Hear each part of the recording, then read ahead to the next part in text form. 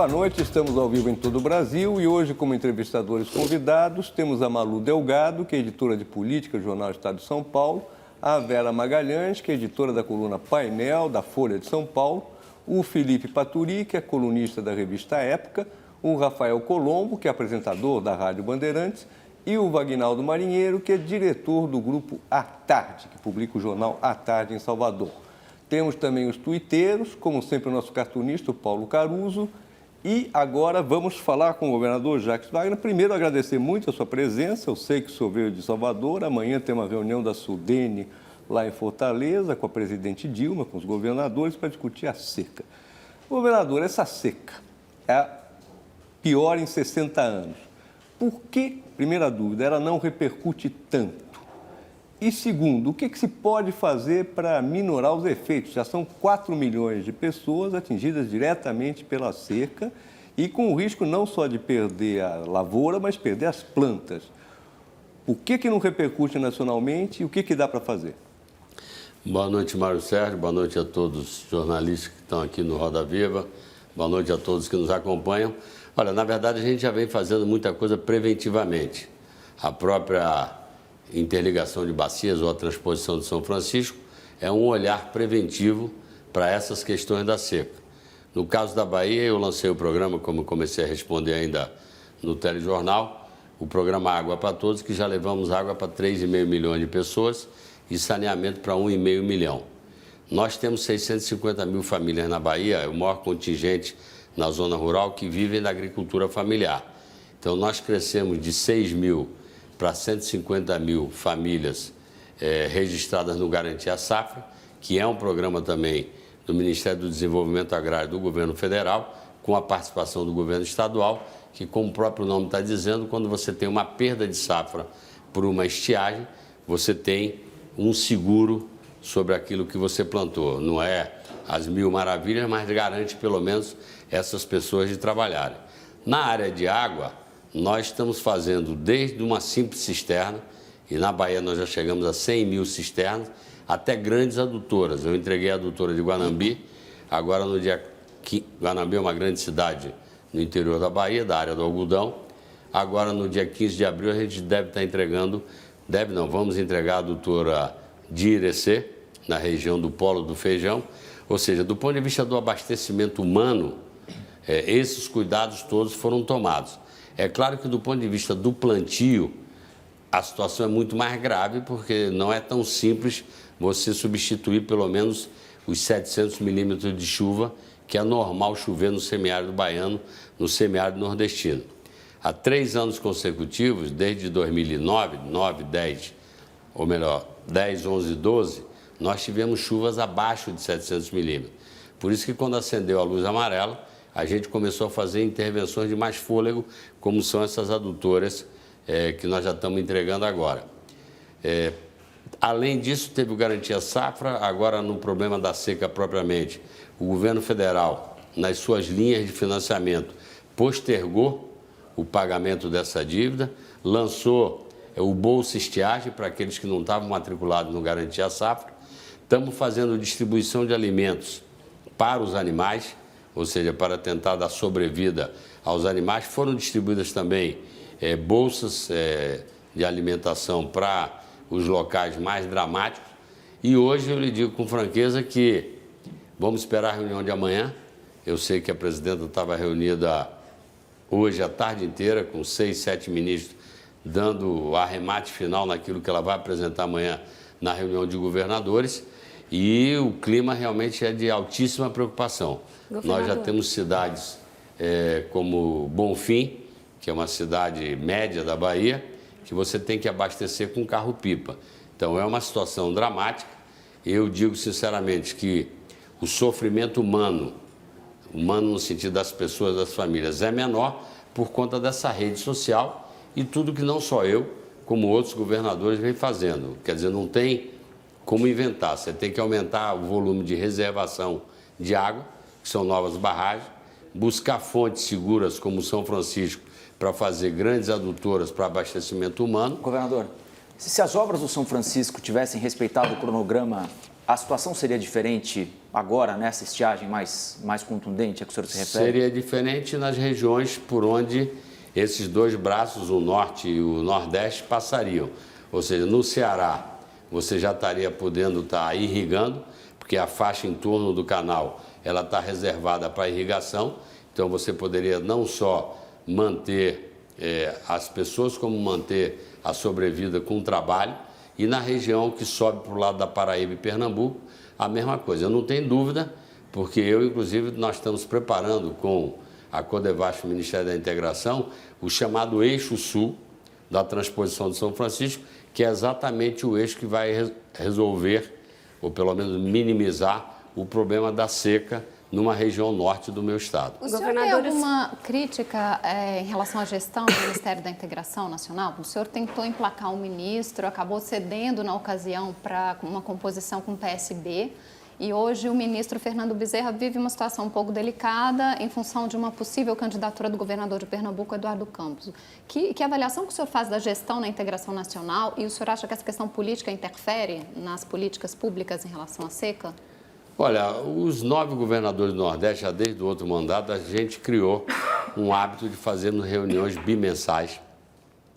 E eu diria assim que a gente está com a safra de governadores e governadoras que tem um pensamento de olhar o Nordeste como um todo, e dentro do Nordeste como um todo, é evidente que cada um vai cuidar daquilo, é sua obrigação mais direta, que é seu Estado. Então, realmente houve uma negociação no começo do mandato da presidenta Dilma. Eu fiz a composição, porque eu acho que a gente tem que compor, e ficar um compromisso. Eu não me sinto nem um pouco prejudicado pela gestão do ministro Fernando Bezerra. Acho que é uma pessoa que é ágil.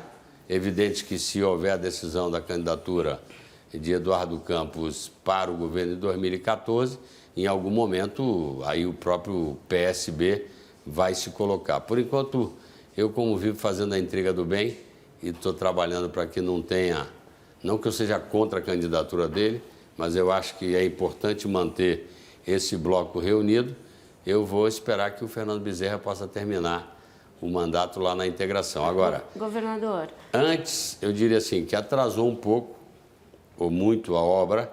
Eu também não quero comentar, porque quem era o ministro da Integração Nacional era um baiano que acabou virando adversário meu, o que prova que nem sempre você ter um ministro seu é necessariamente sinal de resolução dos seus problemas.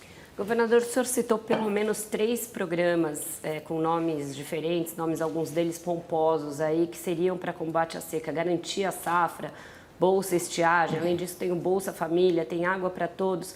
Tudo isso não forma, em vez de uma rede de proteção social, um emaranhado burocrático em que os recursos demoram para chegar na ponta, e a gente vê cenas como até hoje, distribuição de carro-pipa, de cesta básica, que são coisas dos anos 60, 70?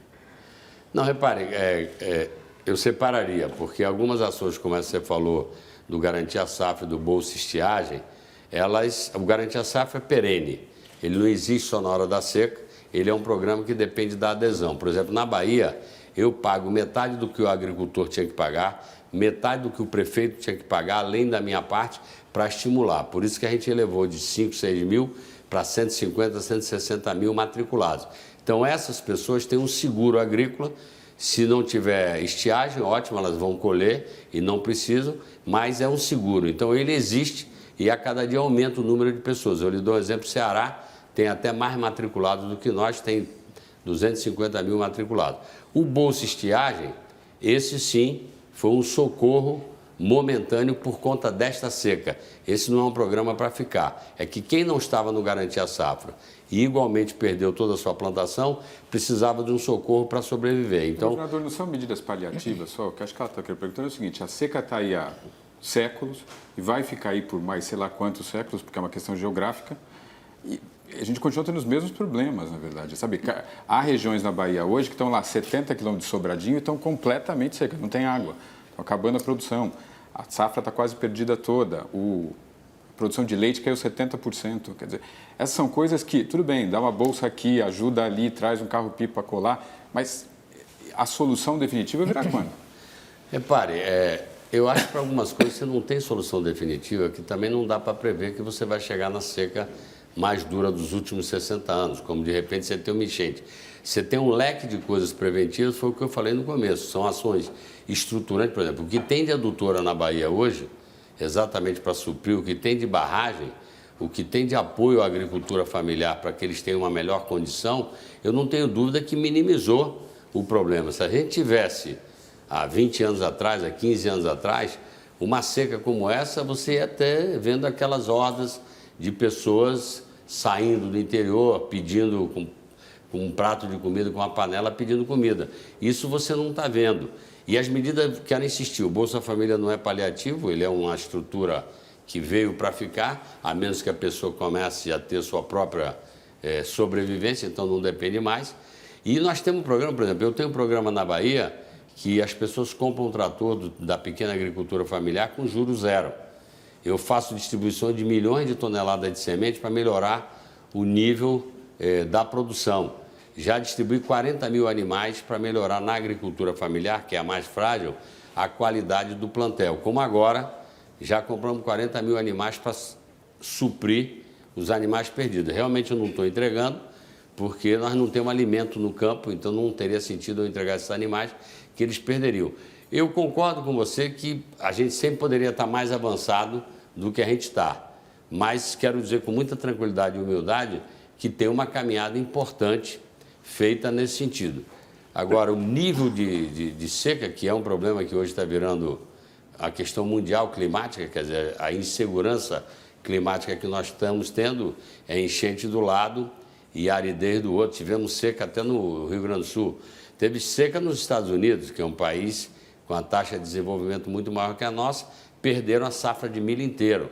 Para você ter uma ideia, o milho estava 16 a 18 reais a saca, agora foi para 47, o que cria uma dificuldade adicional, porque como a seca daqui coincide com a seca num grande produtor de milho, que os Estados Unidos faz álcool a partir de milho e alimenta animais a partir de milho, a demanda do mundo inteiro para importar milho é muito grande. Então, esse é outro gargalo. Governador, é uma situação de emergência. É emergência. Agora, se não chover até o final de abril, começa a estiagem propriamente dita, a situação vai ficar mais grave ainda. O que dá para fazer emergencialmente? O senhor falou das enchentes. Enchente caiu lá, tudo, tem uma certa mobilização em outros estados, no Rio de Janeiro, que teve em Angra e teve em Petrópolis, que se manda alimento, se manda, se retira as pessoas para ginásio. Alguns políticos espertalhões tentam fazer obras de longo prazo com as verbas que tem na emergência. O que dá para fazer de emergência? Essa reunião amanhã em Fortaleza da Sudene com a presidente. O que pode se fazer? Como se pode ajudar aquelas pessoas que estão perdendo tudo, que fecham a casa, vão para cidades onde chove mais, vê tudo acabar, inclusive a planta. O que dá para fazer emergencialmente? Olha, emergencialmente você tem que fazer o quê? Chegar com programas que dê sustentabilidade a essas famílias que perderam completamente seu ganha-pão. Ou seja, as pessoas estão em casa, podem ter uma renda, se tiver um aposentado rural dentro da família, o Bolsa Família, mas as pessoas não se contentam de ficar trancado dentro de casa e ter o mínimo dinheiro para comprar comida. As pessoas querem trabalhar, então isso gera inclusive depressão em muita gente, de olhar para o campo, ver tudo morto, ver o animal morto. Quer dizer, não é fácil. A relação que o sertanejo tem, o criador tem com seus animais, seja ele cabra, ovelha ou vacas e bois, é uma relação quase que familiar. Então as pessoas se desesperam. Então o que nós temos que fazer? Primeiro, estar presente, para pelo menos se sentir a presença, a solidariedade com programas públicos do Estado em favor dessas pessoas. Segundo, a questão do fornecimento de água, porque na medida que eu tiver cidades maiores que estão colapsadas, toda a sua fonte de oferecimento de água, nós vamos ter que trabalhar, e eu imagino que a presidenta amanhã vai anunciar a ampliação de um programa que é um programa paulatino, mas que você tem que fazer, porque você tem que botar água na casa das pessoas. Hoje, o que prefeito, o governo do Estado, porque tanto ela coloca, quanto eu coloco, quanto o prefeito coloca, e não tem outra saída, porque senão as pessoas vão ter que abandonar, inclusive, sua casa. Então, emergencialmente, é você ter programas como esse que eu te falei, de bolsa de garantir a safra, para garantir a mínima renda para a pessoa sobreviver, está fazendo obras estruturantes, que eu quero insistir, a obra estruturante, muitas vezes, ela vem a serviço da água para o ser humano. Nós temos vários, como o Wagnaldo falou, nós temos perímetro irrigado na Bahia que eu tive que mandar parar de fazer a irrigação por dar prioridade, evidentemente, à água para o consumo humano. Então, em torno de Irecê, a plantação de banana, nós reduzimos. Em Ponto Novo, tem vários perímetros irrigados, ou seja, que já seria uma solução mais moderna que não se sustenta. E a população da Bahia considera que isso é suficiente ou só acha que pode haver alguma punição nas urnas, algum desconforto? Não, eu sempre digo, Paturi, que o povo não julga o governo pela solução definitiva do problema, julga pela leniência ou pelo trabalho. Eu tenho absoluta convicção, eu rodo o interior direto, fim de semana vou rodar de novo o interior, tenho andado muito na área do semiárido, que as pessoas sabem, até porque reconhecem essa coisa que eu falei do programa Água para Todos, não é uma conta genérica, são 3,5 milhões de pessoas que têm uma condição de segurança hídrica muito melhor do que tinham antes. Então, eu não tenho dúvida que as pessoas sabem o que estão fazendo. Agora, que isso dá uma baixa, como se diz, do astral das pessoas, é evidente. O cara vê a plantação de milho. Nós tivemos uma queda, vamos dizer, na safra de café de 40%. E se ano que vem continuar essa seca, a queda vai ser de 80%.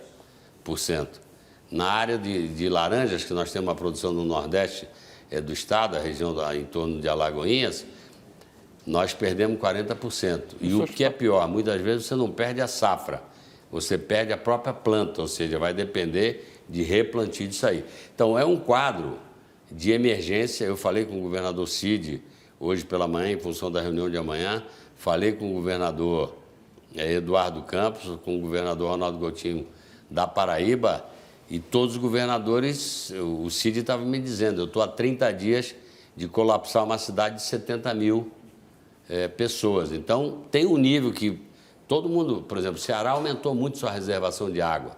Nós temos que aumentar mais ainda e fizemos a adutora.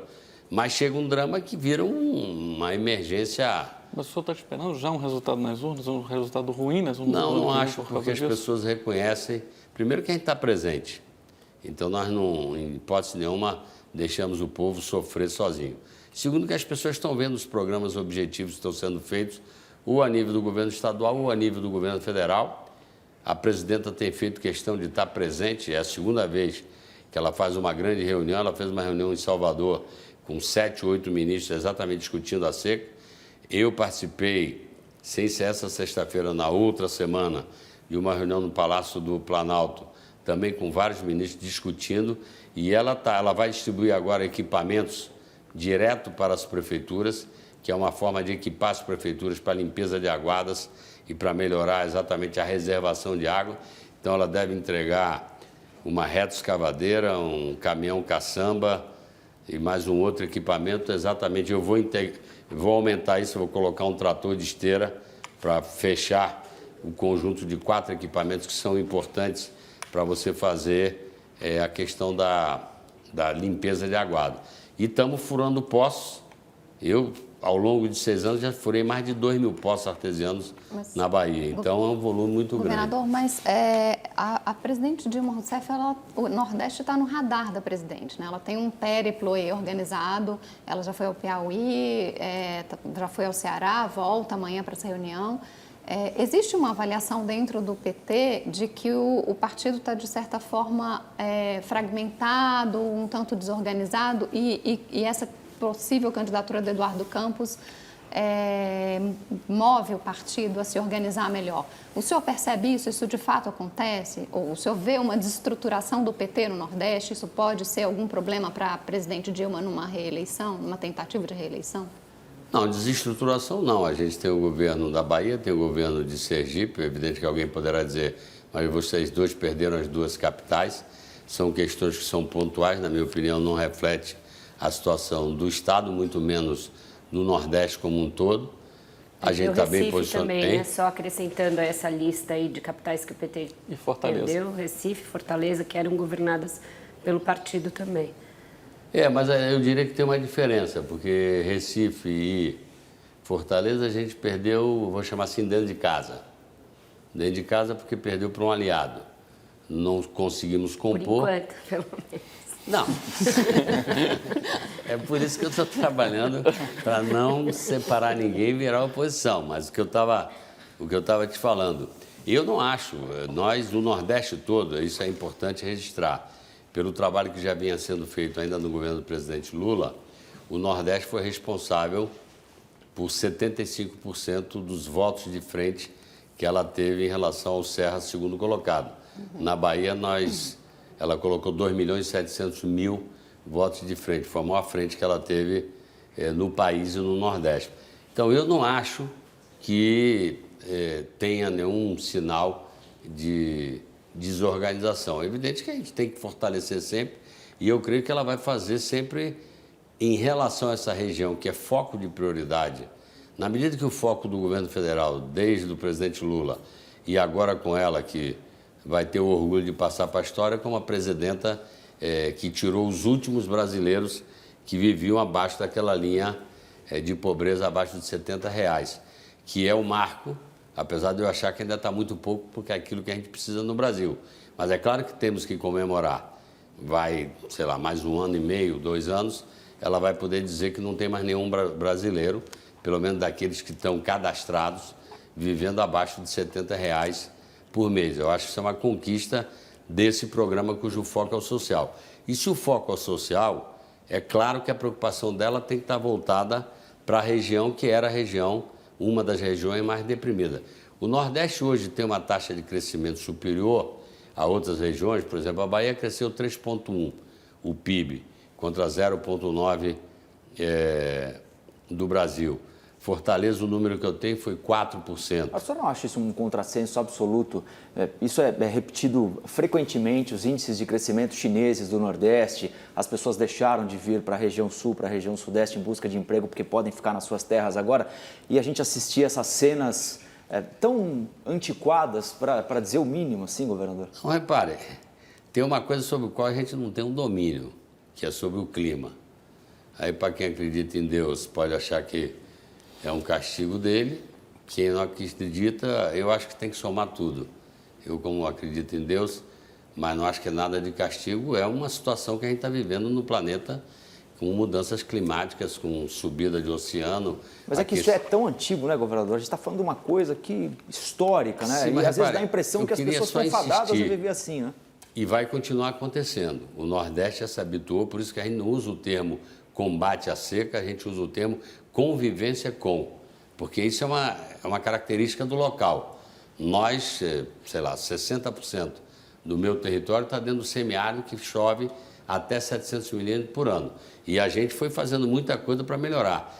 Eu quero insistir que a mesma seca, é a mais dura dos últimos 60 anos, mas o sofrimento é muito menor por um conjunto de processos que foram organizados. Governador, mas a falta de uma solução. Espera um pouquinho, nós vamos fazer um rápido intervalo e já voltamos a interrogar incisivamente o governador da Bahia, Jacques Wagner.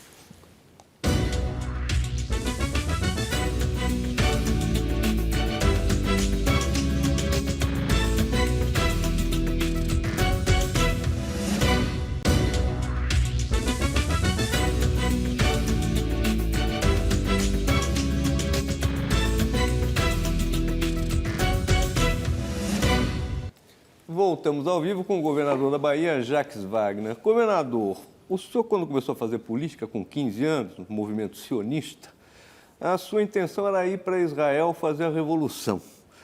Israel, como sabemos, fica no meio de um deserto e resolveu o problema. Aquele é o país, um dos países mais ricos do Oriente Médio, sem petróleo. A cidade de Los Angeles ficava no meio de um deserto. Foi feito um sistema de irrigação e virou uma das 5 maiores cidades americanas, as 5 maiores de desenvolvimento econômico. O Nordeste, o semiárido baiano, polígono da seca, por que tem que se conviver com isso? Por que não se pode vencer esse problema? Vencer, ultrapassá-lo, deixá-lo para trás, como Israel, como Los Angeles, que devem vencer esse problema. Condições tecnológicas, acredito que existem. A área é maior, mas existem condições tecnológicas. Por que não vai adiante? Problema de propriedade, problema dos governantes, problema de falta de obras estruturantes para valer, que vão falar, olha, daqui a 15 anos a seca não vai mais ter vítimas no Nordeste. O que acontece? Não, repare, Mário, primeiro que nós bebemos, inclusive, na fonte do saber israelense, que realmente tem metade do seu território que é um deserto e que, portanto, até por conta do conflito todo em torno dele, tiveram que ir à excelência de tecnologia para poder sobreviver, senão eles não sobreviveriam com todo esse conflito que existe no Oriente Médio. Então, nós usamos tecnologia deles de dessalinização, usamos tecnologia israelense na área de irrigação, porque eles realmente são campeões na economia de água, no processo de irrigação em sistemas de gotejamento, porque ninguém pode fazer mais irrigação pelo chamado alagamento, que era você deixar a água correr e a planta aproveitava só um pouco. Agora, eu queria ressaltar, você próprio já na tua pergunta colocou, que a dimensão, quer dizer, a Bahia deve dar 40 ou 50, não sei quantos tamanhos do Estado de Israel. Então, é óbvio que uma solução como essa, eu posso te levar em vários pontos do semiárido. Vou te dar um exemplo. Existe uma empresa que é privada, a Agrovale, na região de Juazeiro, perto do Baixio de Irecê, que é uma área que a gente está preparando 30 mil hectares para irrigação e que tem uma produtividade altíssima em cana-de-açúcar através de irrigação. É uma empresa que foi construída ao longo do tempo. Então, eu também posso te levar em alguns modelos de excelência que a gente conquistou também. Você tem várias áreas de gado criado em confinamento, você tem exemplos de pequenas cooperativas que sobrevivem, por exemplo, do umbu, que exportam geleia doce de umbu para a Bélgica, para a França e que são referências hoje. Então, não é que a gente não tenha esses modelos de excelência. Agora, é claro, quando eu falo de 570 mil quilômetros quadrados que a Bahia tem, desses 50%, 60% está dentro do semiárido, eu estou falando de 300 mil hectares. Então, não é uma coisa tão simples. Quer dizer, Israel administra o deserto do Negev, da onde eles conseguem efetivamente via irrigação, e eu insisto que todas essas... Eu estou cheio de sistema de abastecimento de água pelo interior da Bahia, usando equipamento de dessalinização. Ou seja, nós também ganhamos tecnologia. Agora, eu tenho 250 municípios dentro do semiárido. É o maior semiárido de todo o Nordeste, porque a Bahia é o maior território.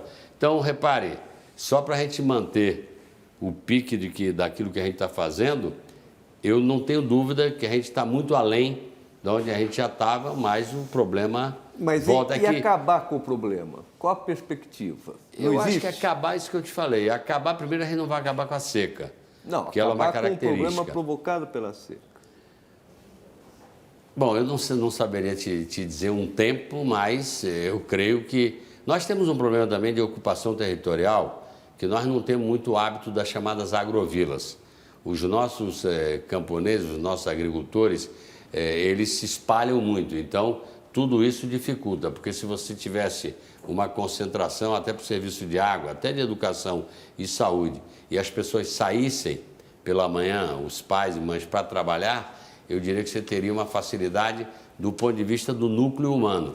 Do ponto de vista da plantação, não tem 10 soluções, é irrigação e achar outras fontes de água. Não tem muito outra... O que você vai fazer? Você tem uma região, não é desértica, até porque o nosso semiárido tem um nível de chuva razoável. Estamos sofrendo o que estamos sofrendo porque eles vieram caindo. De 700 veio para 500, para 300 milímetros. E o que você falou, se agora, em abril, não tiver chuva, o quadro é muito mais preocupante do ponto de vista de pequenas e médias cidades, do abastecimento de água humana. Governador, a gente falou aqui algumas vezes já de obras chamadas estruturantes e do atraso de uma obra como essa da transposição do São Francisco. Existe uma impressão entre empresários, agentes políticos, formadores de opinião, de que este governo é um governo travado em vários aspectos. E um deles é essa questão da infraestrutura. Além da obra não ter andado, tem várias outras que estão na mesma situação. As concessões ainda não deslancharam. Em vários setores, o governo ainda está muito parado. Isso vai ser um passivo com o qual a presidente vai ter que lidar na reeleição dela? Vai ser um problema para ela de explicar como ela pegou muitas obras em andamento no governo Lula e vai entregar poucas ou quase nenhuma? Repare, eu considero que ela já fez uma série de coisas que eu acho que são importantes para apontar muitas obras. Toda essa modelagem que ela fez de portos, agora para os aeroportos regionais, que ela quer incentivar as linhas aéreas regionais, a modelagem das concessões ferroviárias. Tudo isso vai estar sendo colocado à disposição da iniciativa privada para o investimento. E eu acredito que via concessão, via PPP, você pode ter uma aceleração desse processo de obras. É óbvio que muitas coisas que estavam iniciadas no governo Lula, ela vai concluir. Eu ouço também sempre essa coisa do pessoal dizer que está muito travado. Ela é uma pessoa na gestão extremamente ciosa. Então as coisas não saem sem, vamos dizer, a conferência e um convencimento da gestora principal, que é a presidente da República. O volume é muito grande, então pode ser que isso seja o que o pessoal chama de rédea travada. Eu considero que o marco regulatório, esse que eu acabei de citar, que já foram lançados, eu creio que as coisas podem deslanchar mais ainda agora. Então, num país tão grande como o Brasil, com um governo com tantos braços, tantos programas, uma presidente que confere, como se costuma dizer, para a quinta casa decimal, não é impraticável, governador? Repare, eu não acho que é impraticável, é um estilo dela de governo, ela realmente é uma pessoa que delega, mas que acompanha, que quer conferir as coisas. Eu acho isso uma qualidade, evidentemente você tem que mediar essa qualidade com a necessidade de aceleração. Agora, eu queria lembrar que a gente ainda não chegou num ponto de equilíbrio entre os órgãos de controle e a necessidade e a pressa que o povo brasileiro tem. Eu fui num debate recentemente com o Gerdau, com a ministra Carmen Lúcia e com o presidente do Tribunal de Contas da União, e eu colocava esse ponto. Nós precisamos destravar muitas coisas também na área de controle. E não estou falando nada de libero geral, porque eu sou muito rigoroso com o bom uso do dinheiro público. O que eu estou falando é que não se pode, pela pressuposição de algo errado, você também parar obras como se para no Brasil. Nós paramos a ferrovia Oeste-Leste 12 meses. Se chegou à conclusão que o drama que se supunha não era da gravidade que se falava. E a obra ficou parada 10, 12 meses. Então, essas coisas também nós precisamos destravar. Eu acho que o ponto de equilíbrio entre a bem-vinda, vamos dizer, perseguição ao bom uso do dinheiro público e a pressa que a gente tem, por exemplo, a Lei 8666, para mim, ela hoje é absolutamente ultrapassada, o eterno menor preço. E com isso a gente tem visto que muita obra, as pessoas mergulham no preço, pegam a obra e largam a obra no meio. Então, tem muita coisa do arcabouço jurídico que não diz respeito diretamente a ela, ou seja, ao gestor. Com o Lula eu me lembro também de várias vezes do desespero, dizer, eu dei uma ordem aqui, 6 meses depois as coisas ainda não aconteceram. Mas, governador, então, também não há iniciativa, a presidente tem uma maioria esmagadora no Congresso Nacional, né? A gente também não vê ou vê raramente uma iniciativa do governo federal, da presidência da República, de mandar um projeto para o Congresso Nacional e estabelecer essas discussões no âmbito do Congresso, né? Eu acho que isso é uma coisa que a sociedade brasileira como um todo tem que fazer. Ela talvez seja de todos a mais ciente disso tudo, porque convive com isso o tempo todo. Ela é muito rigorosa e está correto que seja com bom uso do dinheiro público. Agora, eu sou mais de você ter um processo de fiscalização mais duro para realmente punir quem faça desvio de qualquer natureza e que libere um pouco a porta de entrada para poder exatamente acelerar as obras que a gente tem. Agora, governador, a presidente fez um movimento importante. Hoje o senhor falou no descompasso entre a demanda da população e aquilo que o setor público pode dar como resposta. A presidente fez um movimento importante hoje para o setor de infraestrutura, que foi a troca no Ministério dos Transportes. Ela trouxe o ex-senador César Borges, baiano César Borges, para o Ministério dos Transportes, acolheu de volta no governo o PR do ex-faxinado, o ministro Alfredo Nascimento. Como é que é para o senhor ter num cargo tão importante para a infraestrutura do país, para destravar o país, um ex-carlista? Chega a incomodar o senhor de alguma maneira ou não? Não, até porque eu tinha convidado o ex-senador César Borges para compor na minha chapa em 2010.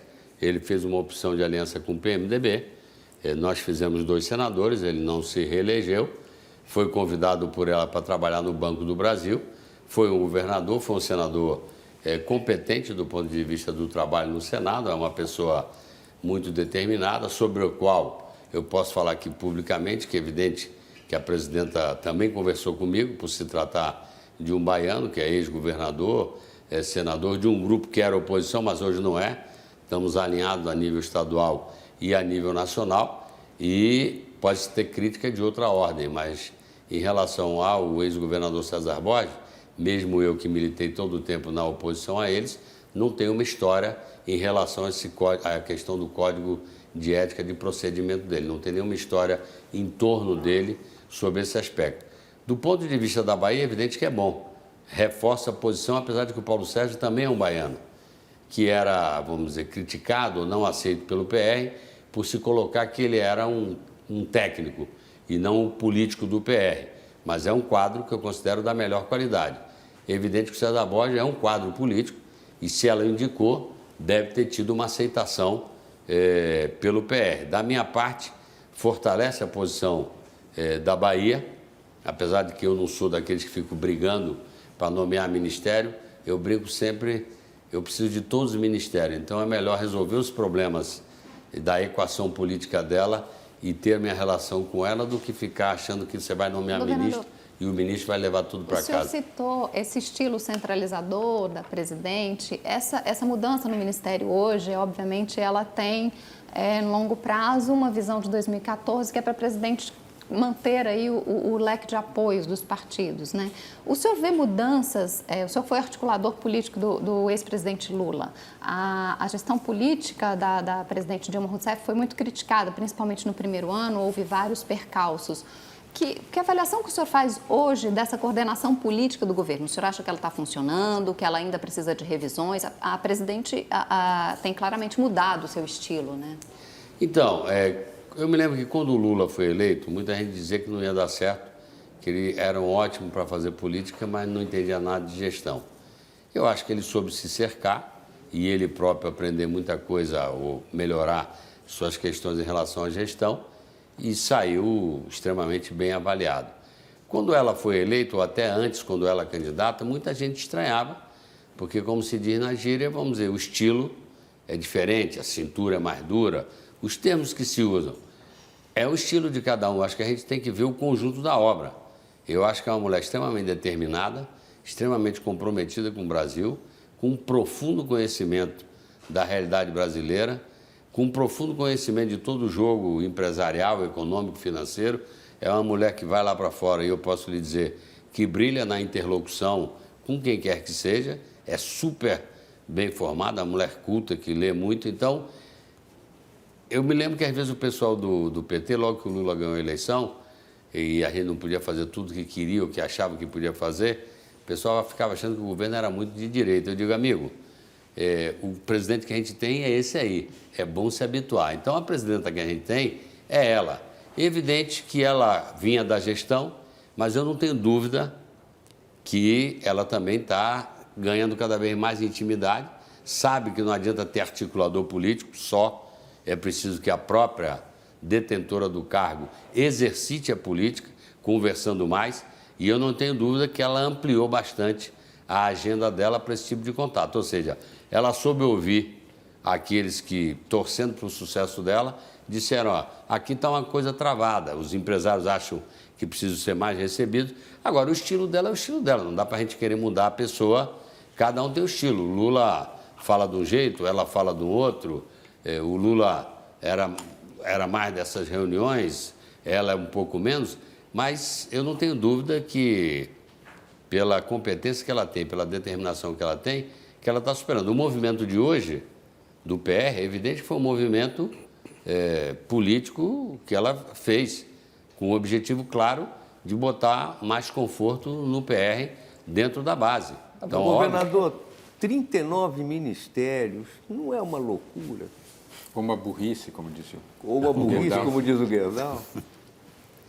Bom, gerir a iniciativa privada é bem diferente de gerir a coisa pública. Eu, por exemplo, não gosto muito quando as pessoas me perguntam, o senhor vai escolher um secretário político ou técnico? Essa dicotomia não existe na esfera da política, acho que não existe nem na esfera empresarial, na vida privada. Por quê? Se eu tiver um técnico excepcional, que seja um elefante numa cristaleira, com 6 meses ele me arrumou tanto inimigo que me criou 1000 problemas para o meu governo. Se for uma seda, um algodão entre cristais, mas também não resolver nada, 6 meses estão me cobrando das coisas que não aconteceram. Então, as pessoas têm que ser as duas coisas juntas, não tem como separar. E, talvez, por conta da questão da política, você tenha necessidade de ter, pelas necessidades que você tem, o país tem 1000 problemas, mas eu não estou negando que muitas vezes você tem uma estrutura ministerial, porque você precisa fazer composições. É a estrutura do presidencialismo brasileiro, um volume de partidos muito grande e que, portanto, a governabilidade, todo mundo sabe que é fundamental você ter.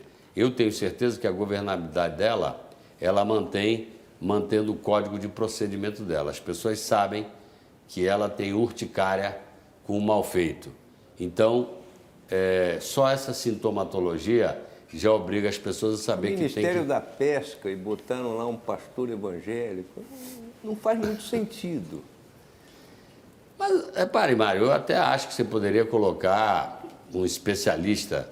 Antes, o Fritz, que também foi ministro da Pesca, não era um especialista. A pessoa que tem que ter a sabedoria de se cercar de especialista. O cargo é um cargo político. Mas precisa de um Ministério da Pesca? Por mais que o cara seja um exímio pescador, é necessário um Ministério da Pesca, governador? Acho que é mais essa questão. Olha, essa foi uma reclamação, na época eu acompanhei muito de perto. Repare, isso foi uma reclamação muito de empresários e do pessoal da aquicultura, vou chamar assim, familiar. Porque nós temos uma costa de 8.500 quilômetros, temos um volume de rios piscosos elevadíssimo e todo mundo reclama e todo mundo diz que o japonês, o espanhol, todo mundo vem pescar nas nossas áreas e não tem alguém que preocupado com foco nesse tema. E o consumo de peixe no mundo inteiro é muito maior do que a média nacional, apesar da gente ter 8.500 quilômetros. Mas 10 anos depois os resultados são suficientes para justificar o Ministério? Precisa ver qual é a estrutura desse Ministério. Esse Ministério não tem uma estrutura tão grande assim. Eu acho que melhorou muita coisa. O Fundo de Marinha Mercante financiou vários barcos de pesca. Eu vou citar lá pela Bahia.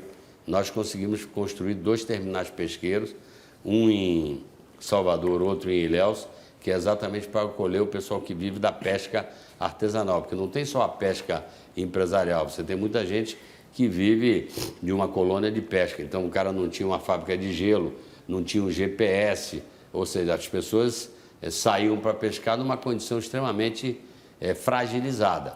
Eu acho que a gente caminhou com essa questão. Falando um pouco de ministério, o senhor já disse que não deve concorrer a nada no próximo ano, que deve usar até a vaga do Senado ali para compor a base no Estado.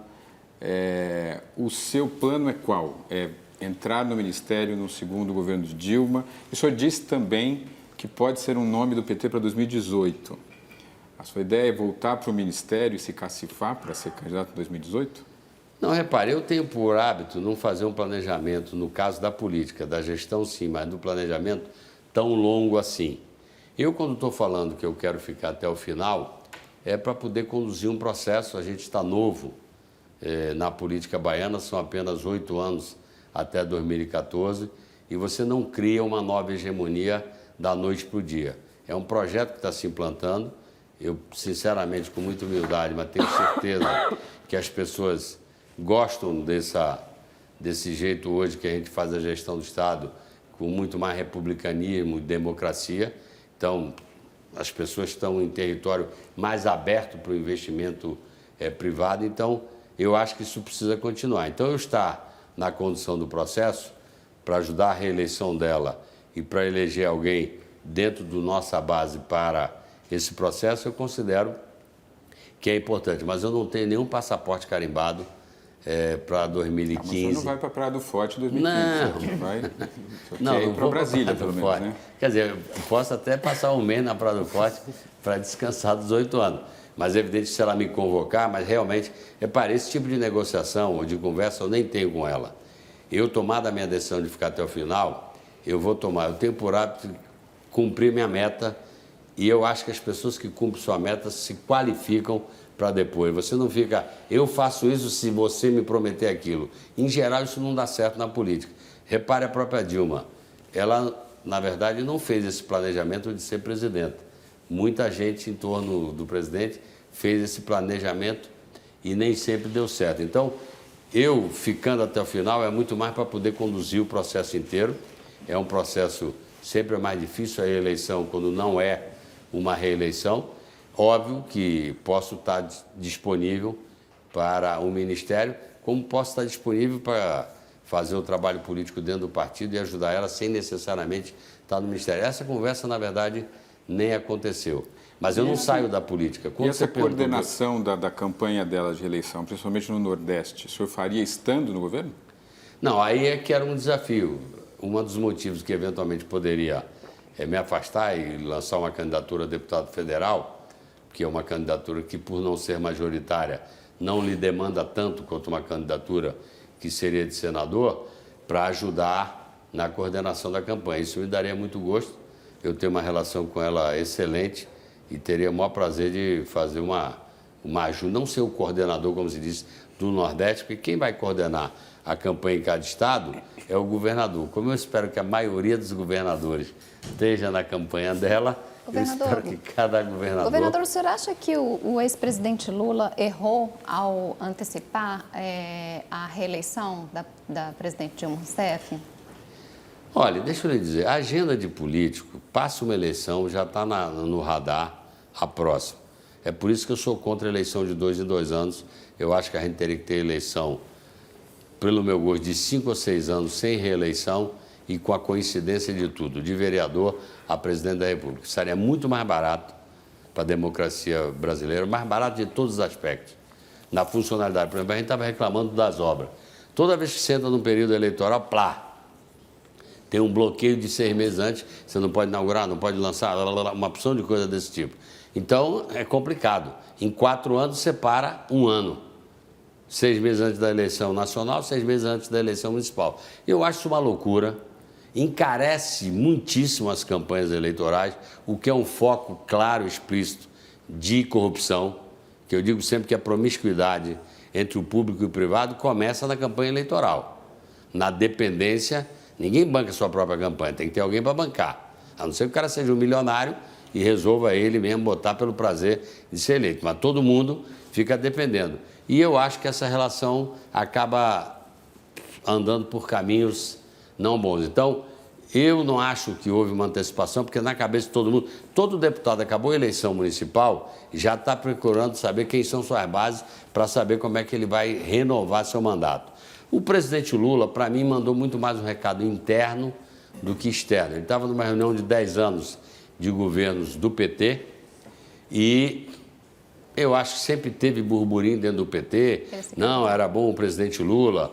Bom, aí são os tietes, os amigos, os que acham que realmente o estilo dele era melhor. Eu sempre tive convencido, por todas as conversas que eu tive com ele, que a decisão dele já estava tomada, na minha opinião, desde a eleição de 2010, que ela, tendo direito, iria para a reeleição. Então, acho que ele falou para dentro, para dizer assim, ó, o caminho é a reeleição dela. Falou para dentro, recado interno, mas as consequências foram externas. É que pegaram o externo, pode ser que alguém que quisesse ter o direito de sair fazendo campanha, pegou aquele recado interno para dizer, já que você... Porque também ninguém antecipa sozinho, né?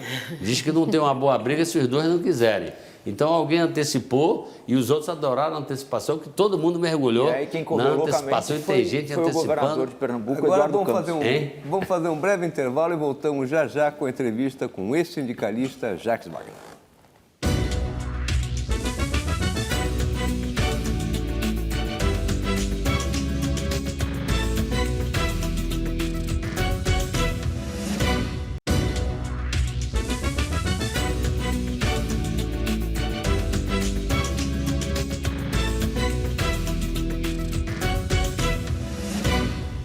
Voltamos ao vivo com o governador da Bahia, Jacques Wagner. Governador, o senhor se dá muito bem com a presidente Dilma, o senhor se dá muito bem com o governador Eduardo Campos, de Pernambuco, Partido Socialista Brasileiro, da base do governo e que, ao que parece, quer ser presidente da República.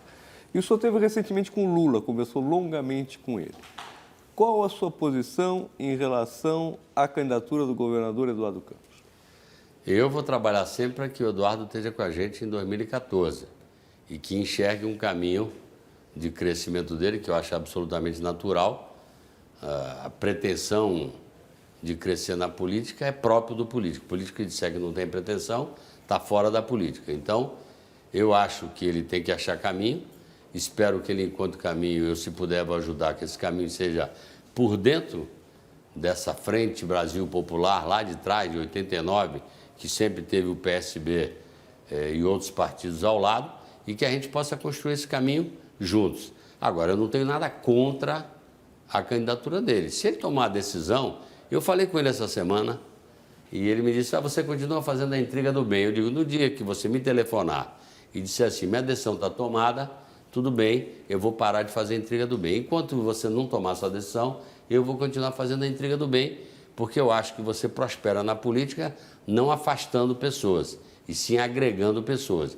Então, eu acho que o Eduardo é um parceiro importante do projeto, é um jovem governador 2 vezes, comanda um partido que cresceu nas últimas eleições e que, portanto, tem que querer, já foi governador. Agora, na prática, o senhor está dizendo, olha, espere até 2018. Agora, chegamos em 2018. O PT abdica de um candidato próprio? Abdica, por exemplo, de Jacques Wagner?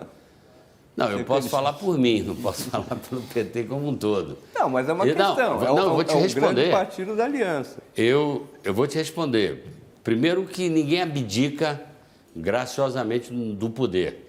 Isso não existe na política e no poder. Ao contrário, se você perguntar, Eduardo, você vai abrir para o PT ser seu sucessor ao governo do Estado de Pernambuco? Ele vai dizer que não. Ele quer a sucessão por dentro do PSB, como o Aécio quis por dentro do PSDB. Como, aliás, o próprio PSDB até hoje não cedeu lugar nem de candidato.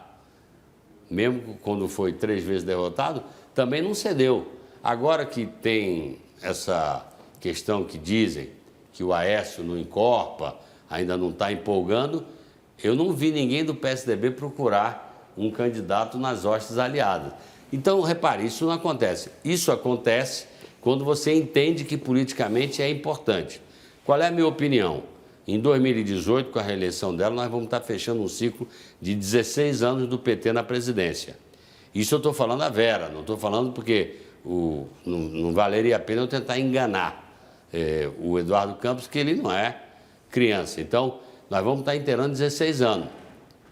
Pode ter o que se convencionou chamar na política de fadiga do material, e é importante que a gente se renove por dentro do próprio grupo político. Eu acho isso absolutamente razoável, como visão de quem quer continuar o projeto e não obrigatoriamente tem que ser o seu. Não estou dizendo que a conta será essa, mas eu lhe falo de contas que com 16 anos não é número cabalístico, mas o chamado carlismo, com 16 anos a gente ganhou, para surpresa geral. O PT em Porto Alegre, com 16 anos de prefeitura, depois de 16 anos, perdeu, porque também as pessoas querem ver renovação. A democracia é fantástica por conta dessa alternância de poder. Então, eu acho que é melhor ganhar com os aliados do que perder para ex-aliados ou por ter perdido aliado. Então, é impossível te dar uma conta receituária agora para 2018, mas acho absolutamente razoável. Já conversei isso com o Eduardo. O presidente Lula, na semana passada, numa entrevista a um jornal, onde ele estava num debate, deu uma declaração inequívoca de amizade, de carinho, de apreço pelo Eduardo. Agora, óbvio que a candidata dele é a Dilma, não é nem ele, porque tem muita gente que é amigo do projeto e diz, não, se for o senhor, tudo bem, se for a Dilma, não é. E ele não quer mais, ele tem convicção de que a democracia brasileira é grande demais para ficar dependendo de uma pessoa só. Governador, digamos que ele não ouça a sua intriga do bem e decida que a hora dele é agora, 2014, que ele não ouça a sua intriga do bem e decida que a hora dele é agora, 2014 e não 2018. Nesse caso, ele será um candidato de oposição? Será um candidato meio termo? Como é que faz essa equação? Porque também ele vai ter que bater para justificar o fato de ser candidato e vão bater nele inevitavelmente no PT. Não existe candidato do meio. Se você tem um governo, você pode ter mais de uma oposição, mas não tem mais de um candidato de governo. Na minha opinião, é assim que funciona. É possível ter mais um candidato da situação ao governo do Estado. Tipo, Humberto Costa disputando com o Eduardo Campos, lá na primeira eleição deles. Aí o Lula disse, eu não vou aí, que são 2 aliados. No segundo turno, o Lula foi e eu fui também. Ou então ele foi no palanque dos 2. Agora, ao contrário, não dá. Você dizer que tem 2 candidatos de governo, eu vi a entrevista do Roberto Amaral e interpreto ela, que ele fala disso, que ele não será um candidato de oposição, porque a história dele não é uma história de oposição. Mas hoje, eu diria, não é a vontade dele, mas ele disputa muito mais. Se isso aqui tivesse uma prévia, como tem nos Estados Unidos, que tem aquelas prévias republicanas e democráticas, está muito mais para disputar com Aécio a prévia, mesmo que em partidos diferentes, de quem será identificado como candidato de oposição. Não estou dizendo que é o que o Eduardo quer, estou dizendo que funciona assim. As pessoas votam para substituir um governo por um outro que eles acham melhor. É óbvio que a lógica montada no Brasil hoje é o PT governo, pelo menos a nível nacional, e o PSDB é a oposição, já foi ao contrário. Então, se a economia formal, eu acho que favorece muito mais uma candidatura do Aécio do que a do Eduardo, porque você tem a candidatura dela, tem uma candidatura do PSDB de oposição, tem a candidatura da Marina que pega essa bandeira ambiental, ética, toda essa questão que você poderia dizer que é um pouco da negação dessa política. O Eduardo faz o exercício da política como eu faço, como o Lula faz, como a Dilma faz, ou seja, é um homem de partido que faz o jogo da política. Então, ele vai correr porque... Esse é o problema. Qual é a embocadura dessa candidatura? Mas, governador, a candidatura do Eduardo, se ela de fato ocorrer, ela serve nesse momento muito mais ao PSDB para tentar viabilizar um segundo turno? Bom, a conta que todo mundo faz, eu concordo com você, é essa. Eu só vou contar a história comigo. Eu, em 2006, estimulei muita gente a ser candidato para poder dar o segundo turno. Acabei ganhando no primeiro. Então, as candidaturas que, além da principal, que era do DEM, que tiveram votos, poderiam ter me tirado do primeiro turno. Mas não é o caso aqui, não temos tantos candidatos, então realmente a conta que se faz, por entender que ela está na dianteira, é que candidaturas a mais, ou uma candidatura a mais como a dele, vai favorecer o segundo turno. Agora, cuidado que às vezes essa candidatura que favorece mais ao PSDB pode tirar mais do PSDB do que do PT.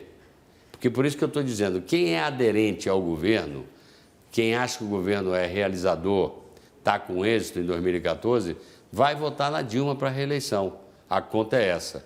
Quem não está satisfeito é que vai se dividir em diversas candidaturas.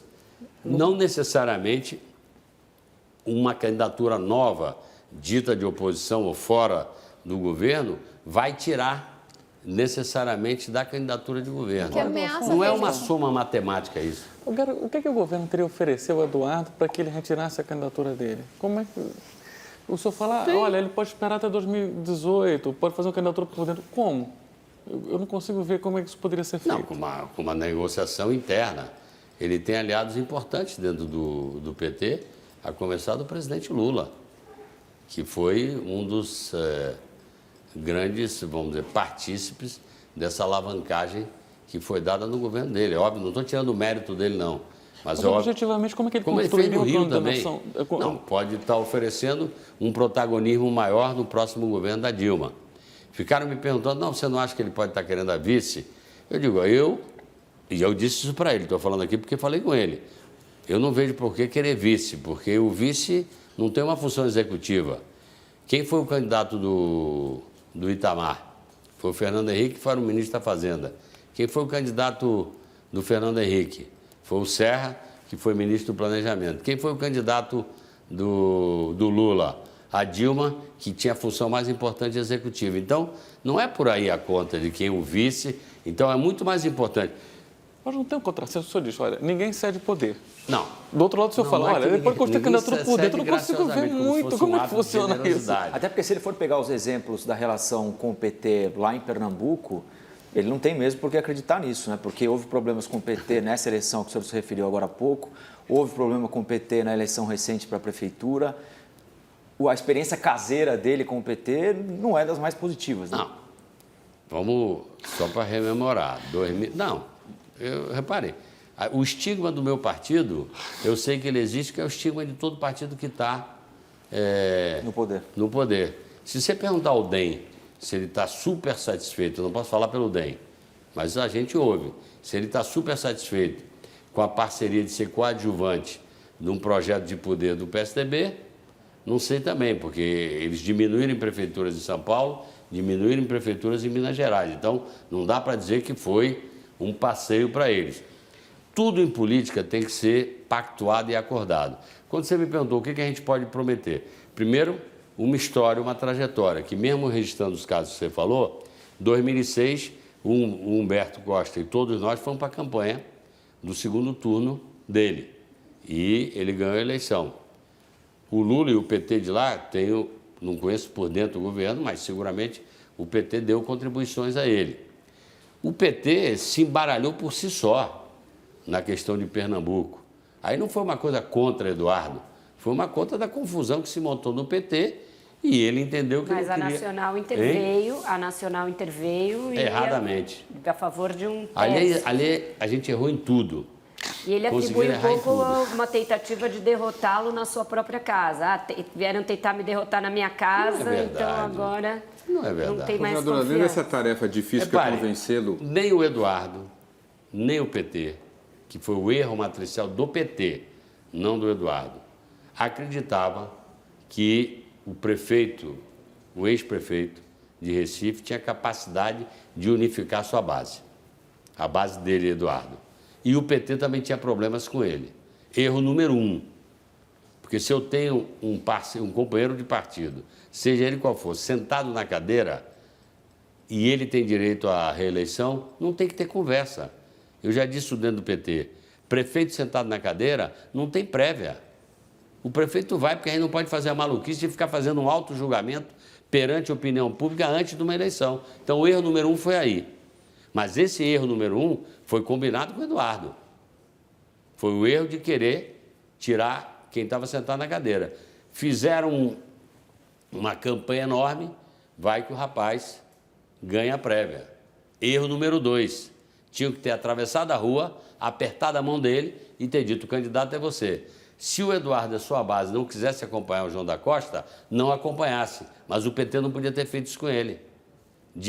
Além dele estar sentado na cadeira, submeter a prévia. O cara ganha a prévia. Aí você diz que não valeu a prévia? Pelo amor de Deus, aí é muito erro em cima da minha cabeça. Só uma coisa, governador, se o senhor fosse o Eduardo, o senhor faria o quê? O que o senhor conversaria com a Dilma para apoiá-la? E ser candidato em 2018, né? Com este objetivo, o senhor faria o quê? Não, primeiro, como um partido importante aliado, óbvio que você pode sentar para conversar, o momento não seria agora, até porque não sei se ele vai parar de fazer a campanha, todo mundo está estimulando, o cara também não pode dizer: não, estou fora do jogo, ele vai dizer que está no jogo. Se fosse conversar daquilo que eu falei. A posição do PSB e dele particularmente no próximo governo que ele vai ajudar a eleger. E colocar na pauta a pretensão dele de ser candidato a presidente da República em 2018. Ele tem legitimidade de colocar agora, mas acho que ganharia muito mais legitimidade, até porque o próprio PSB, óbvio que é simpático, gosta da ideia de uma campanha dele, mas também não quer romper uma coisa que foi construída e que deu... Porque esses 10 anos não foi do PT. O governo é capitaneado pelo PT, mas tem uma série de atores, um deles o PSB, o PCdoB, o PDT, o PMDB. Então, eu diria assim, na raiz lá atrás, da chamada Frente Brasil Popular, que se você quiser uma frente de esquerda, que agora não tem mais essa característica, mas uma frente de esquerda foi formada lá na Frente Brasil Popular. Por que rompê-la? Então, eu estou falando agora, pode ser suspeita, porque eu estou do PT, ele poderia testar o PT, porque não é razoável pedir para Dilma não ser candidata agora, concorda? Mas o governador não é jogo para ele ser candidato agora para aparecer nacionalmente, governador? Não, mas então ele está fazendo isso, eu não acho que ele está errado. Mas uma campanha daria a ele uma exposição... Reparem, tudo isso que a gente está conversando, a história será contada de uma forma ou de outra, a depender da decisão final. Até a decisão final, ele vai estar, e não está errado, recebendo os ventos que estão chegando a ele. Como eu digo, político, quando o vento está favorável, você levanta a sua vela e bota o barco lá na frente. Até porque amanhã vem uma calmaria, você já está com o barco adiantado. Então, não estou dizendo que ele está errado. É importante fazer isso sem estourar as pontes com esse grupo, que é o grupo que... Mas, governador, não tem uma aura de baixo espiritismo em toda essa discussão? Porque nós estamos falando de 2018. Eu acho, mas o que eu vou fazer? É longe. Você vê, quando alguém... A Malu perguntou sobre a antecipação da eleição. Acabou que já está falando de 2018. Não elegeu nem... Não, mas, por exemplo, o Hélio Gaspari escreveu semana passada, ele dizendo, olha, não se sabe uma ideia do Eduardo Campos. A única coisa que ele fez foi veio para uma reunião de empresários aqui em São Paulo. Quer dizer, é tudo meio doido. O senhor não acha tudo isso? Tem uma seca. Eu acho meio doido. Tem uma seca no Nordeste, mas aí ninguém fala. Eu fui com o senhor, tive com o senhor lá na semana passada, reunião na Câmara de Comércio Brasil-Alemanha. O senhor falou da seca, abriu para perguntas, não houve uma pergunta sobre a seca. Quer dizer, não tem uma coisa meio... A política brasileira não ficou muito fulanizada, personalista, abstrata frente a... Eu acho que a agenda, às vezes, da classe política, ela descola da realidade exatamente porque ela tem uma agenda muito obsessiva com a questão eleitoral. Por isso que eu insisto, para mim, se a gente pudesse fazer coincidência com 5 ou 6 anos de mandato sem reeleição, a gente ia ganhar muito. Eu não estou dizendo que essa é a solução definitiva, porque em democracia não tem solução definitiva. Você introduz uma metodologia, ela vem, cresce, se consolida, daqui a pouco, daqui a 20 anos também está desgastando, pode ser que a gente queira mudar de novo. Mas eu acho que essa agenda de eleição de 2 em 2 anos acaba fazendo isso. O caboclo só pensa naquilo. Só pensa naquilo. Eu quero fazer uma pergunta Perdão, sobre o presente. Aguinaldo, depois você faz a pergunta, nós vamos para mais um rápido intervalo e voltamos para o último bloco da entrevista com Jacques Wagner.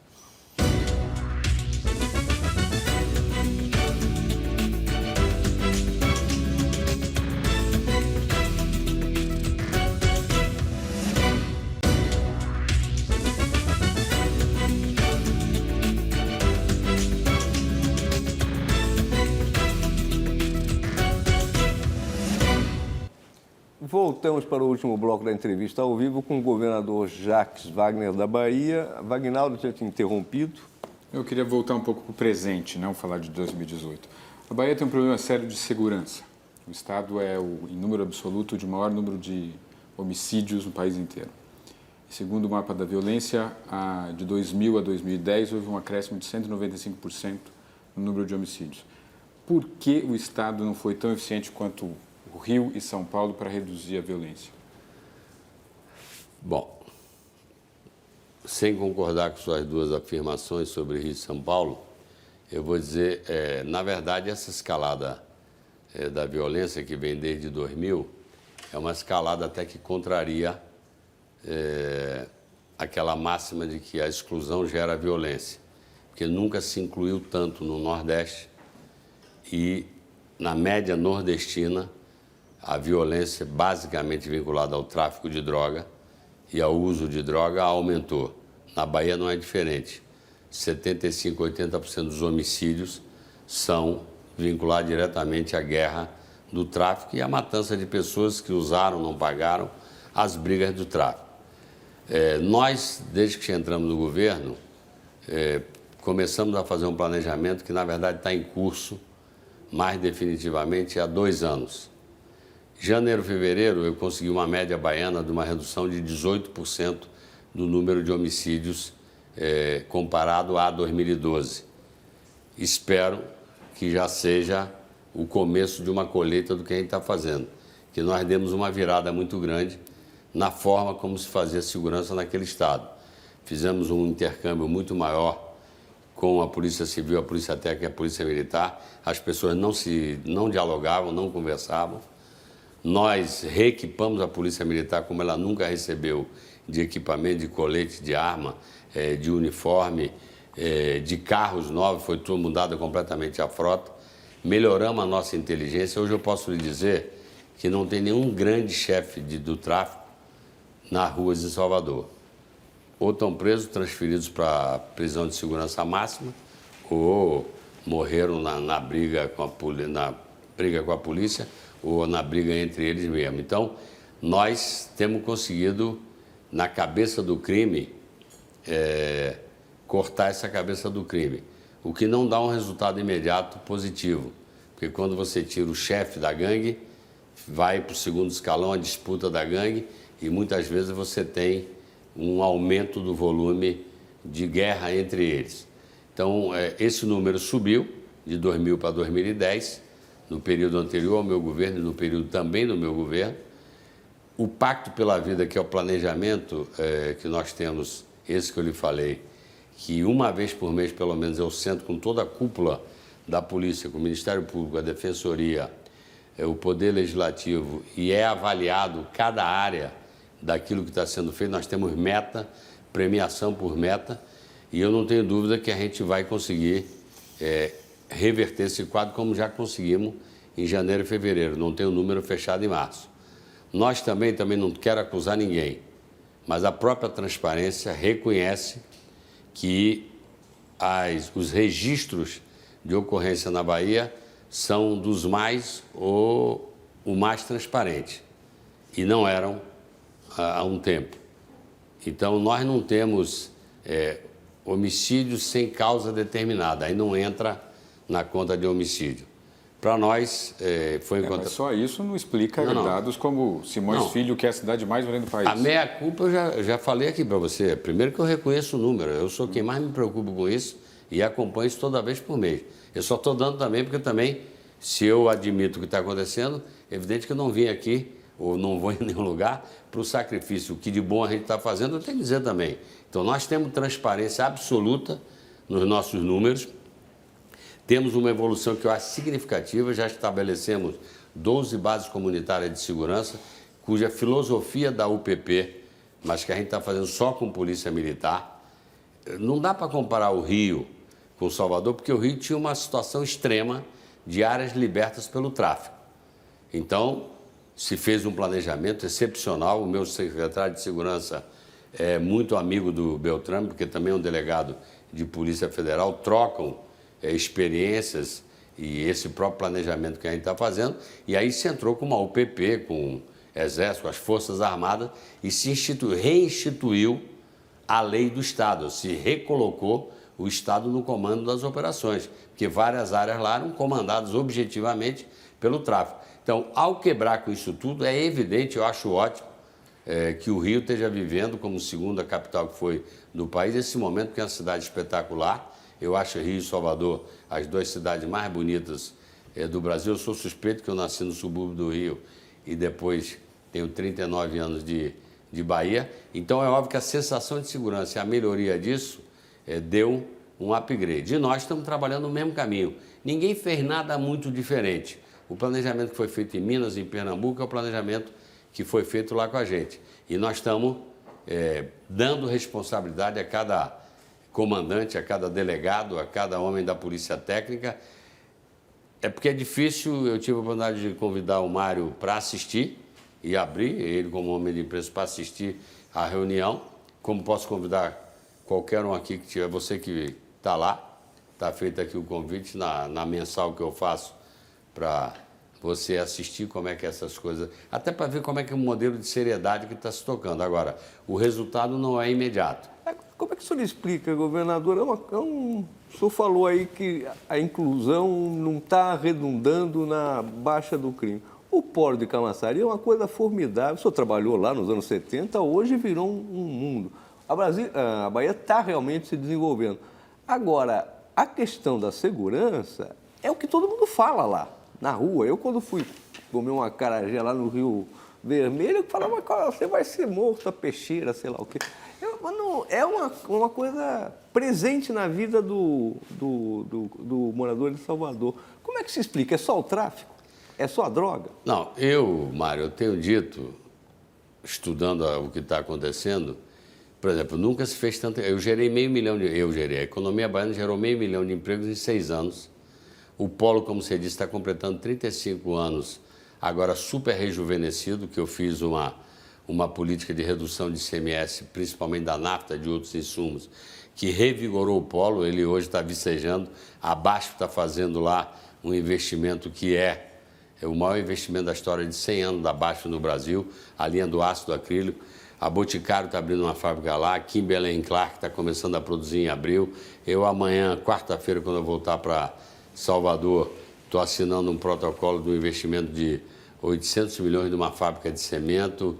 A Calf, que produz paredes de gesso, aquelas paredes cartonadas de gesso, está botando a pedra fundamental. A Jaque Motors está em processo de construção. Então, nós, em 6 anos, temos investimento já colocado de mais de 20 bilhões de reais, com mais de 150 empresas chegando, e eu tenho um estoque para acontecer de outros 70 bilhões até 2016. Mas a Então, criminalidade o que eu queria concluir é que hoje a equação exclusão, violência, ela não responde mais porque nós estamos convivendo, nós estamos disputando com uma multinacional do crime. Essa moçada hoje do tráfico de drogas se organiza, corrompe, movimenta bilhões de reais por ano, então eles vão convocar pessoas e oferecer emprego. E onde é que o Estado precisa atacar, governadora? É uma legislação mais rígida na sua avaliação? Eu acho que legislação só mais rígida não, que eu acho até que a gente tem legislação demais. Eu acho que se prende demais no Brasil, mais do que precisava. Eu sou um adepto ferrenho da aplicação de penas alternativas para crimes de chamado baixo impacto. É uma maluquice você meter na mesma cadeia um grande traficante de droga, um cidadão que roubou, sei lá, uma bicicleta, uma coisa qualquer, ou até que vendeu 3, 4 cigarros de maconha, que está muito longe de estar já no mundo do crime completo.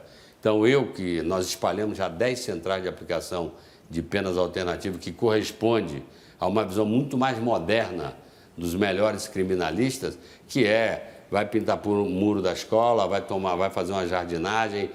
Se o cara é um cara do primeiro crime, do segundo crime que eu quero dizer do delito, óbvio que não estou falando de homicida. Que for homicida, não tem como você botar em pena alternativa, que o homicida, via de regra, é um homicida contumaz. Matou 1, vai matar 5, vai matar 10. Pelo menos a história que a gente estuda da criminalística é essa. Agora, não dá para ficar abarrotando cadeia de uma opção de gente que acaba entrando, como se diz, numa escola do crime. Então, lei mais rígida, eu acho que era melhor cumprir as leis que já tem aí, que eu acho que a gente já estaria fazendo um grande negócio. A gente está ampliando o número de presídios. Agora, é óbvio que a visão que nós temos no chamado Pacto pela Vida, que é o planejamento que a gente faz sobre segurança, passa por cultura, educação, emprego, melhoria das condições de vida, habitação decente para as pessoas. E pagar bem os policiais também, né, governador? A Bahia está curada daquela greve que o Brasil inteiro acompanhou, atônito, de 2012. A relação com a polícia, entre as polícias, hoje é pacificada. Olha, Quanto ganha, em média, um policial militar e um civil na Bahia? Um militar, um soldado, está ganhando R$ 2.500. Não é o melhor dos salários, mas seguramente está longe de ser dos piores salários. Aquela greve tinha na verdade, era um planejamento deles no movimento nacional que tinha a ver com a PEC 300. Ela não estava localizada diretamente numa demanda ali. E nós, mesmo durante a greve, a gente ofereceu uma demanda antiga dos militares, que era chamada HAP 4 e 5, que foi paga em novembro. Esse salário que eu estou te fazendo ainda vai entrar um outro reajuste, fora o reajuste linear, ainda vai entrar um reajuste da chamada HAP 5 para os militares. Os coronéis têm um salário, evidentemente, muito mais alto. Um capitão está ganhando R$ 4.200, R$ 4.300, se não tiver outras, sei lá, funções, que pode ter uma função gratificada ou, eventualmente, hora extra. Eu acho que pagar melhor é sempre nossa obrigação, principalmente para quem trabalha com algo tão, vamos dizer, tão sensível quanto segurança pública, onde você sai de casa sempre colocando sua vida em risco. Agora, isso não quer dizer que dentro do orçamento você tenha condição de pagar o salário ideal. Por exemplo, querer comparar com Brasília é muito difícil, porque a Polícia de Brasília tem um orçamento que é o orçamento federal para bancar. Então, aquela greve foi um momento muito duro, que eles já tinham o movimento já tinha ocorrido no Ceará, tinha ocorrido no Maranhão, tinha ocorrido em Rondônia. Lá ganhou um contorno de mais dureza. Eu entendi que eu estou muito à vontade, que me considero e pratico democracia, mas eu considero que aqueles que são pagos para dar segurança à sociedade não podem ameaçar a sociedade. Mas, governador, o senhor citou, desculpa, o Pacto pela Vida, salvo engano, é o mesmo nome de um programa semelhante que o já tão citado aqui, Eduardo Campos, tem em Pernambuco. E lá ele tem números favoráveis de redução de criminalidade. Da mesma maneira, Pernambuco ganhou quedas de braço, algumas com a Bahia, nos últimos anos também por investimentos. É errada essa impressão que se tem de que existe um dinamismo maior, tanto em gestão quanto em economia, em Pernambuco que na Bahia? Olha, eu acho que é errado, isso advém um pouquinho de que quem governava a Bahia antes de mim se jactava de que a Bahia era tudo e a Bahia é a radiografia dos problemas sociais brasileiros. Como meu estilo é muito diferente, então ficou... Até porque a oposição era interessante, você é amigo, mas tudo vai para lá. A segunda maior refinaria do Brasil, da Petrobras, é na Bahia. A maior refinaria de biodiesel da Petrobras é na Bahia. O maior parque integrado industrial é na Bahia. A Boticário, a primeira fábrica que faz fora do Paraná, é na Bahia. O maior investimento da BASF, nós estamos virando o terceiro na área mineral do país. Eu sou o estado com maior cobertura geoprocessada do subsolo, 86% via a empresa estadual, a CBPM. Eu estou caminhando para ser o maior parque latino-americano de energia solar e verticalizei completamente. Hoje estão lá os fabricantes do gerador, os fabricantes da torre e está chegando o fabricante das pás. Isso para energia eólica. Ao mesmo tempo, na área social, o meu programa de saúde oftalmológica é considerado pela Organização Pan-Americana como o maior e melhor programa oftalmológico, 100 mil cirurgias de catarata. Eu estou indo para Washington agora no dia 18 de abril, receber o prêmio de excelência em PPP com o Hospital do Subúrbio que eu fiz na forma de parceria público-privada, então isso é gestão. Eu ouvi de uma gestora de uma grande empresa de telecomunicações que o que a gente está fazendo, estamos fazendo agora o banco de imagem na área de saúde nossa, que ninguém mais vai usar aquele filme tradicional de radiografia, vai ficar tudo em banco de imagem para o médico, quando puder consultar, o que vai dar uma queda de custo muito grande. Então, repare, eu não tenho inveja, principalmente, muito menos de estados nordestinos. Eu já tinha uma indústria automobilística, estou ganhando a segunda. Eu já tenho uma petroquímica, Pernambuco está começando a ter a primeira unidade petroquímica dela e tem uma refinaria em construção. Então, se o presidente Lula ajudou muito Pernambuco, ajudou.